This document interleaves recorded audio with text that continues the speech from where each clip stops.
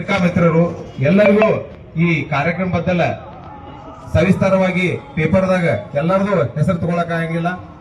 ಎಷ್ಟು ಸಾಧ್ಯದಟ್ಟ ಹಿರಿಯರ ಹೆಸರು ಹಾಕ್ರಿ. ನಮ್ಮ ಯುವಕರದು ನಮ್ದು ಹೆಸರು ಹಾಕೋದ್ ಬಿಡ್ರಿ, ಹಿರಿಯರ ಹೆಸರು ಹಾಕ್ರಿ. ನಮ್ಮ ಇಲ್ಲಿ ಬಂದಂತ ಎಲ್ಲ ಹಿರಿಯರ ಹೆಸರು ಹಾಕ್ರಿ. ಎಲ್ಲಾ ಜವಾಬ್ದಾರಿಯಿಂದ ಮತ್ತು ಇಲ್ಲಿ ಬಂದಂತವ್ರು ಎಲ್ಲಾನು ಆ ಕಾರ್ಯಕ್ರಮಕ್ಕೆ ಬಂದಾಗ ನೀವಾಗೆ ಏನ ಸಮಸ್ಯೆಗಳು ಹಾಕಿರ್ತಾವ. ಯಾಕಂದ್ರ ಹೋಳಿ ಹಬ್ಬ ಅಂದ್ರೆ ಹೆಂಗಿರ್ತೈತಿ ಅಂದ್ರ ಎಲ್ಲಾರು ಹುರುಪಿನಿಂದ ಬಂದಿರ್ತಾರೋ, ಏನಾರು ತೊಂದರೆಗಳಾಗಿರ್ತಾವ, ಅದನ್ನ ಬಗೆಹರಿಸುವಂತ ಕೆಲಸ ನೀವು ಬಂದಂತ ಹಿರಿಯರು ಮಾಡ್ಬೇಕು. ಅದಕ್ಕೆ ನಿಮ್ನೆಲ್ಲರೂ ಯಾಕೆ ಕರೆದೇನೆ ಅಂದ್ರೆ ಎಲ್ಲರೂ ನಮ್ಮ ಹಿರಿಯರು. ನಿಮ್ಮ ಕಾರ್ಯಕ್ರಮ ನನ್ನ ಕಾರ್ಯಕ್ರಮ ಎರಡೂ ಒಂದ. ನೀವೇನಾರ ಆ ಕಾರ್ಯಕ್ರಮ ಯಶಸ್ವಿ ಮಾಡಿಕೊಡ್ಬೇಕು. ಏನಾರು ಹೆಚ್ಚು ಕಡಿಮೆ ಆದ್ರೆ ನಮ್ಮ ಒಟ್ಟರ ಮೇಲೆ ಬರ್ತೈತಿ, ನಾನು ಒಕ್ಕಡ ಮೇಲೆ ಬರಂಗಿಲ್ಲ, ಅದಕ್ಕೆ ನಮ್ ಎಲ್ಲರೂ ಮೇಲೆ ಬರ್ತೈತಿ. ಅದಕ್ಕೆ ಆ ಕಾರ್ಯಕ್ರಮವನ್ನು ಯಶಸ್ವಿ ಮಾಡ್ಕೊಡ್ಬೇಕಾದ್ರೆ ನೀವೆಲ್ಲರೂ ಕೂಡಿ ಮಾಡಿದಾಗ ಆಕೈತಿ.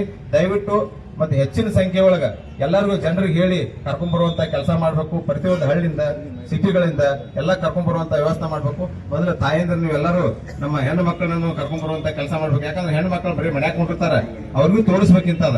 ನಾನು ಫಸ್ಟ್ ಮಾಡುವಾಗ ಏನ್ ಹೋಳಿ ಹಬ್ಬ ಮಾಡ್ತಾನೆ ಇವನು ಅಂತ ಅಂತಿದ್ರೆ, ಅದಕ್ಕೆ ನಾವು ಫಸ್ಟ್ ಮಾಡಿದಾಗನ 25-30 ಸಾವಿರ ಜನ ಕೂಡಿದ ಮೇಲೆ ಬಹುಶಃ ರಾಜ್ಯದೊಳಗ ನಮ್ದು SRA ಗ್ರೌಂಡ್ ಹೆಸರು ರಾಜ್ಯದೊಳಗ ಗೊತ್ತಾಯ್ತು.